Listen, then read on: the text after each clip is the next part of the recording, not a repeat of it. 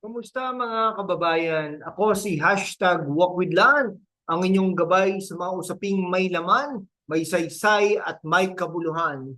Ngayong gabi, pag-usapan natin ang mainit na pangyayari sa Barangay Palatio, ang Team Giting Caucus ni Mayor Vico Soto. Handa na ba kayong malaman ang mga behind the scenes, mga revelasyon at mga pasabog sa politika ng Pasig?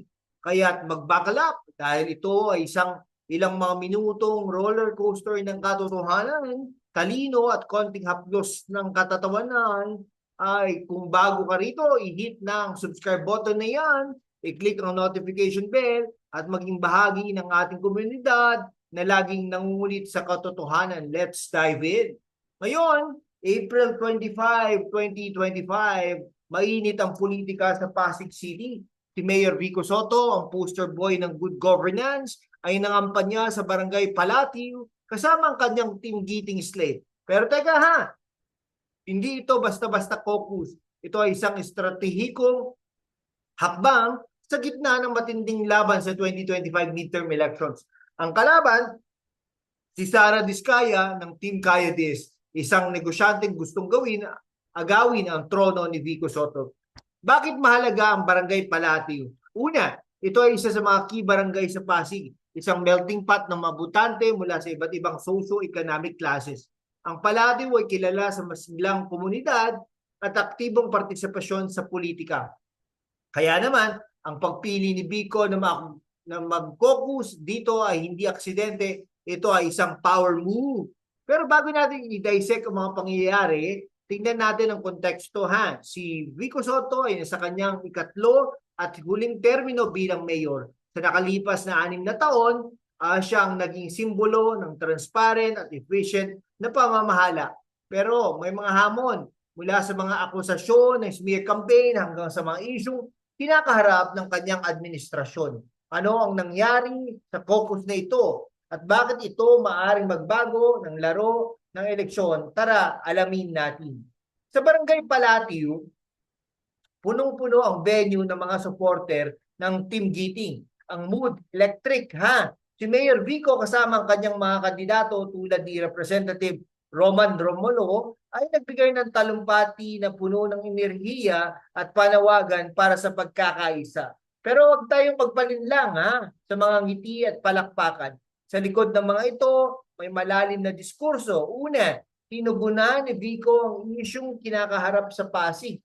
Mula sa trapiko hanggang sa edukasyon, prinisenta niya mga konkretong tagumpay ng kanyang administrasyon. Halimbawa, ang pagpapabuti ng Pasig City General Hospital at ang Universal Healthcare Program. Pero hindi siya nagpaiwas sa mga kritiko ha. Diretsahan niya sinagot ang mga akusasyon mula sa kampo ni Sara Diskaya, partikular na mga issue ng smear campaign na kinasasangkutan ng isang PWD na di umunoy pinilit na magsalita laban sa kanya. Ayon sa isang artikulo mula sa Inquirer, isang 57 years old na PWD ang nag-viral dahil sa pagsasalita laban kay Vico. Pero nilinaw ng isang saksi na walang pilitan na nangyari. Anong sinabi ni Vico? Simple lang. Some people will do everything for money and power. Ouch! Parang sampalian sa mga kalaban niya. Pero sa isang klase at Vico na paraan. Bukod dito, tinalakay din ni Vico Soto ang kanyang plano para sa susunod na termino. Isa sa mga highlight, pagpapalakas ng digital infrastructure ng Pasig para mas mapabilis ang serbisyo publiko. Pero teka, may isang tanong na hindi maiwasang itanong. Sa gitna ng mga pangakong ito, paano niya harapin ang mga akusasyon ng conflict of interest na inihain niya kay laban kay Diskaya? Ngayon, pag-usapan natin ang tunay na laban, Vico Soto versus Sara Diskaya. Ang Team Giting ay kilala sa good governance, pero ang Team Kayadis ay hindi rin nagpapahuli.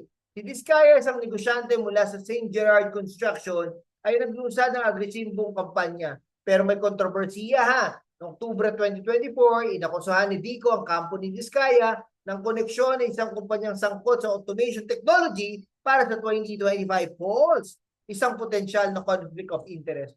Bukod dito, may mga ulat na smear campaign laban kay Vico Soto, kabilang mga video sa Facebook page ng Journal Pasig na nagpapakita ng mga residente na dismayado sa kanyang pamamahala.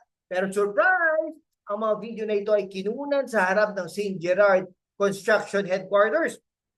Ang kumpanya ni Diskaya, coincidence? I don't think so. At huwag natin kalimutan ang insidente kay Ian Sia, ang kandidato ng Team Kaya Dis para sa Kongreso. Noong April 2, sa isang caucus sa barangay Pinagbuhatan, nagbiro si Sia tungkol sa single mothers na ikinagalit ng marami. Bagamat humingi siya ng paumanhin, ang damage ay nagawa na.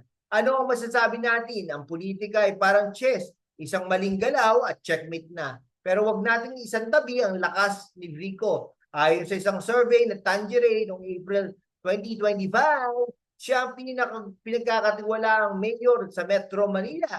Kaya naman, kahit gaano kainit ang laban, si Vico ay may malakas na suporta mula sa mga Pasigueño. Pero ang tanong, sapat na ba ito para manalo sa May 12, 2025? Ngayon, maging critical tayo Si Vico Soto ay hindi perpekto. May mga nagsasabi na ang kanyang administrasyon ay masyadong nakatuon sa good governance kaysa sa bold, transformative projects. Halimbawa, bagamat napabuti ang serbisyo sa ospital, ang trapiko sa Pasig ay nananatiling sakit ng ulo. Sa kabilang banda, si Diskaya nangangako ng mga ambisyosong proyekto tulad ng Pasig University. Pero ang tanong, may kredibilidad ba siya para tuparin ito? Ang laban sa Pasig ay hindi lamang tungkol kay Vico o Diskaya. Ito ay tungkol sa uri ng pamumuno na nais ng mga Pasigueño. Gusto ba natin ng isang leader na maingat, transparent at prinsipyado tulad ni Vico? O handa na ba tayo sumugal sa isang bagong mukha na may malaking pangako pero may mga tanong na integridad? At huwag natin kalimutan ang mas malaking larawan, ang 2025 elections ay isang referendum sa good governance sa Pilipinas. Si Vico ay nag-isimbolo ng pagbabago mula noong 2019 nang talunin niyang Eusebio Dynasty. Kung siya ay matatalo, anong mensahe nito sa mga batang leader na nagnanais ng reforma? Mga kababayan, ang focus sa Barangay Palatingo ay isang paalala. Ang politika ay hindi laro ng mga ngiti at pangako. Ito ay tungkol sa prinsipyo, integridad at serbisyo. Si Mayor Vico Soto at ang Team Giting ay nagbigay ng kanilang mensahe, pero ikaw ang magdidesisyon sa Mayo 12, 2025. Kaya't huwag kalimutang mag-subscribe sa ating channel para sa mas maraming ganitong pagsusuri. I-like, i-share, comment ang inyong salubin. Team Giting ka ba o Team Kaya Dis? At huwag kalimutang i-follow ang ating social media para sa mga updates. Ako si #WalkWithLan at ito ang inyong dosis ng katotohanan. Hanggang sa muli mga kaibigan, maging maingat, maging matalino at maging aktibo sa demokrasya. Salamat mga kaibigan ko. Mabuhay po ano. #WalkWithLan!